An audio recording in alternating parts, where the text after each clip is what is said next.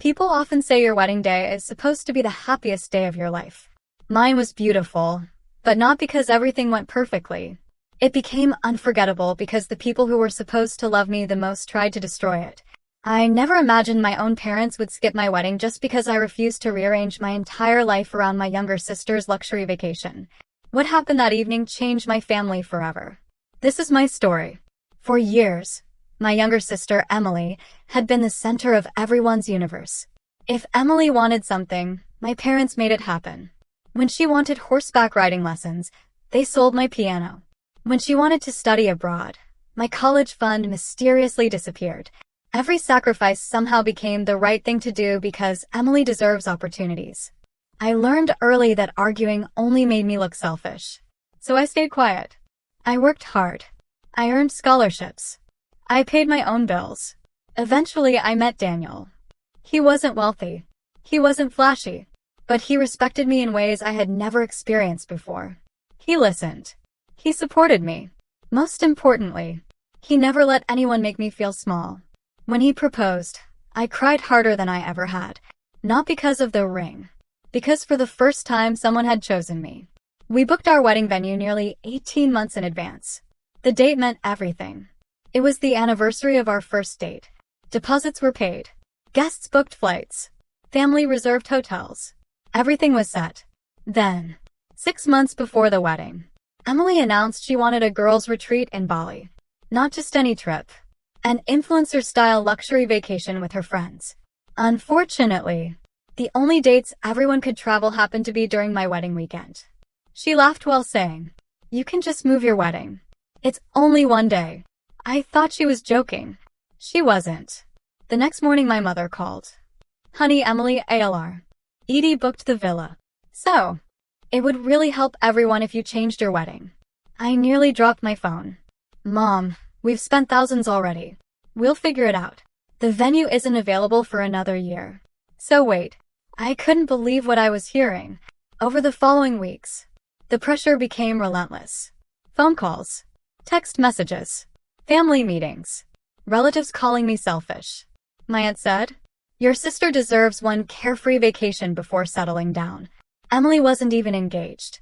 I simply replied, "I'm not changing my wedding." That sentence turned me into the family villain. One Sunday my parents invited me to dinner. I hoped they had finally accepted my decision. Instead, Dad folded his hands across the table. "If you refuse to compromise," he paused, "your mother and I won't attend." The room went silent. I looked from him to Mom. She didn't even meet my eyes. I whispered, "You're boycotting your daughter's wedding?" Dad nodded. "You need humility." Humility. That word echoed in my mind for days.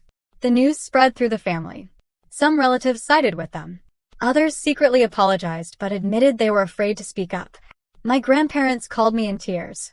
I wish we could fix this. But no one challenged my parents. Not openly. Wedding week arrived. I kept pretending I was okay. Daniel noticed everything. Every fake smile. Every sleepless night. Every moment I stared at my untouched seating chart where my parents' names still remained. He never pressured me. He simply held my hand. "We're getting married," he said. That's what matters. The ceremony itself was magical. The weather was perfect. The flowers looked beautiful. Our vows were heartfelt. But when I looked toward the front row, the 2 empty seats reserved for my parents hurt more than I expected. I smiled anyway, because I refused to let anyone steal my joy. At the reception, nearly 200 guests filled the ballroom. Dinner was served. Music played. People danced. Still, questions floated through the room. Where are her parents? Did something happen? Everyone noticed. No one asked me directly. Halfway through dinner, the DJ announced speeches. My maid of honor spoke first. Then Daniel's best friend. Everything felt normal. Until Daniel quietly walked back to the microphone. I assumed he had forgotten something. Instead, he unfolded a single sheet of paper. I wasn't planning to say this. The room immediately quieted. Daniel looked around the ballroom. I've watched my wife spend months pretending she's okay. Today should have been about celebrating love.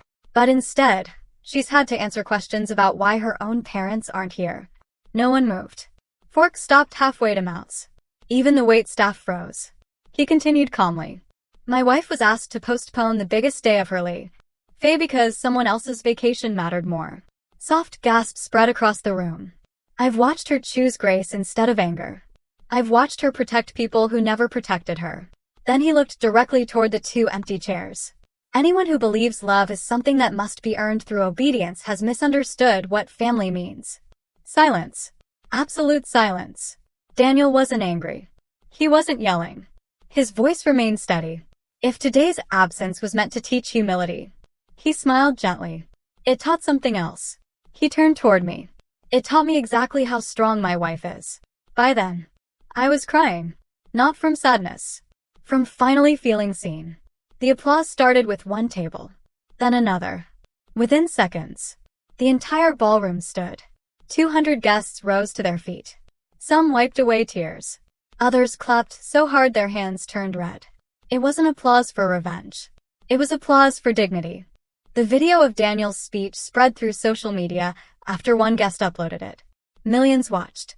Comments poured in from people who had experienced similar family manipulation. For the first time, I realized I wasn't alone. 3 days later, my parents called. Not to apologize. To complain.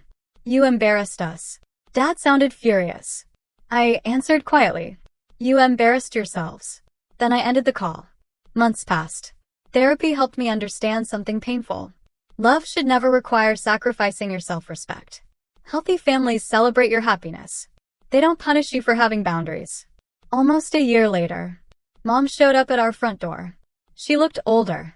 Tired. She admitted Emily's Bali trip had fallen apart anyway because several friends canceled. She finally whispered the words I'd waited my whole life to hear. I'm sorry. It didn't erase the past.